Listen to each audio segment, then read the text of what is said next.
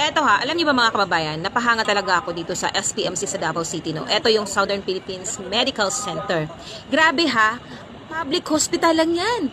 Pero kung makikita mo, para siyang school university. Malinis yan, moderno, at napakalawak ng compound.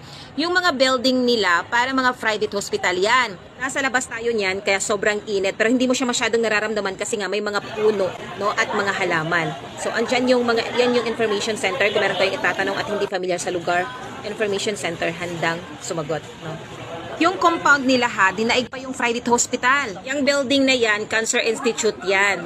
Kompleto sila sa pasilidad ha. Meron din silang Children Institute, may Institute for Women and Newborn, meron din silang Orthopedic Rehab, meron din silang Institute of Psychiatry Behavioral Medicine para sa mental health services. May Heart Institute sila at Kidney Transplant Center. Hindi maging imposible ha, maging world class ang mga public hospital natin. Lalo na yung mga namumuno ay may malasakit, no? At libre pa, ha, di ba? Dito naman sa Children Cancer Institute ha, dito naglalagi si Tatay Digong, no? Yun yung mga pictures, no?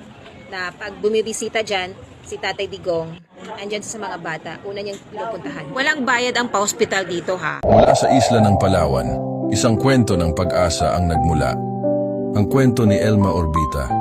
Isang ina na minsang nawalan ng pag-asa dahil sa sakit sa puso.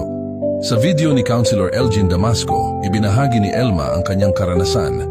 Bago siya maoperahan, halos hindi na siya makalakad. 3 hakbang lang ang kaya niya at ayon sa doktor, kailangan na niyang maoperahan bago pa huli ang lahat. Ngunit saan siya kukuha ng 2 milyong piso para sa operasyon sa puso?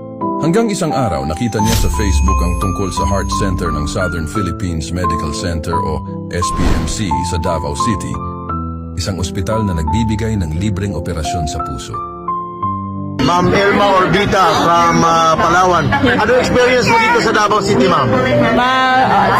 Yung masabi ko po sa healthcare po ng Davao is napakaganda po. Isa po ako sa naoperahan sa heart with mitral valve. Free po. Siguro mga nasa 2M po. Free po lahat. So meron kang Mitral valve. sa puso mo? Opo, yun pinalit po nila. So, magkano dapat gagastusin mo kung 2 million 2 po. million? Opo. Pero nagpa-opera ka sa Expensive po. Southern Philippine Medical Center. sa Davao City. Libre? Heart Center, yes. Wala ka binayaran? Wala po. Kahit piso? Yes po. Oo. Kita ko po sa wall sa Facebook ko na merong heart center sa Davao. Binasa ko po yung good and bad comments. Hindi ko na po tinignan kung ano yun. Importante po na makapagamot po ako.